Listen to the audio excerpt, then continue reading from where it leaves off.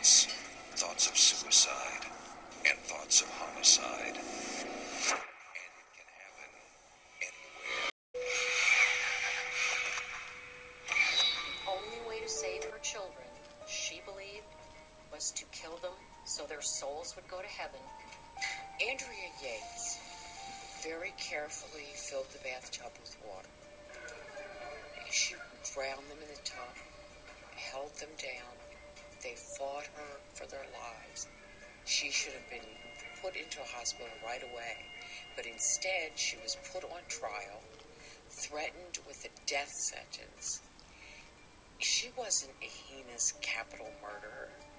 She was a sick, sick woman, and she needed help, not the spectacle of a trial.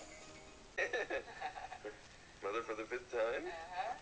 This home video of Andrea Yates was taken by her husband Rusty just after she gave birth to their fifth child, Mary, last November.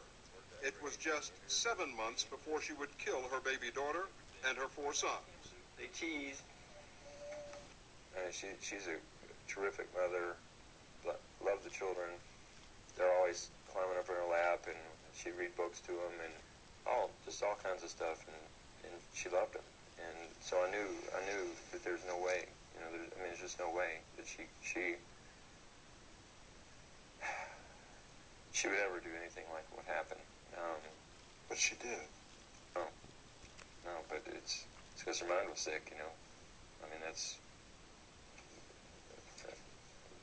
Well, psychosis means loss of touch with reality. So the inability to distinguish what's real from what's not real. And in many individuals, that means hallucinations, hearing things that other people don't hear, seeing things that other people don't see, feeling or smelling things that are not in other people's experiences. And it also includes thought disorganization. So the inability to process and communicate information clearly. And in new mothers, again, it really depends on what the background diagnosis is. If this is a woman who has suffered from schizophrenia and she's having a postpartum, maybe she's been off her psychotropic medications during pregnancy because her physician felt that they were unsafe to use, she's at extremely high risk for postpartum psychosis, which would be just an exacerbation of her underlying psychiatric illness. And for her, that would look just like what her psychotic episodes have looked like before. She might hear voices, she might see things, she might become paranoid. What we see commonly in new onset psychosis in new mothers is a feeling of activation and agitation, inability to sleep, inability to relax, a kind of urgency about accomplishing tasks, maybe the kind of energy certainly you wouldn't expect to see in a new mother who should be exhausted. When I ask a new mother if she can sleep when her baby's sleeping, and she says, oh no, I have so much energy, I really feel like I need to clean the baseboards, or I have company coming for the for the christening or the baby naming, and I have to get my house ready and have to start baking, and this might be 3 or 4 days postpartum. That's not normal, and that would concern me. And so those kinds of symptoms combined with evolving poor judgment, feelings of alienation, and maybe then beginning to have some paranoia, suspiciousness, and more thought disorganization, behavioral disorganization. That's sort of what we begin to see in postpartum psychosis that's related to a new manic episode in a new mother. Although there were indications that her mind was sick, Andrea Yates never gave any signs that she intended to harm her children.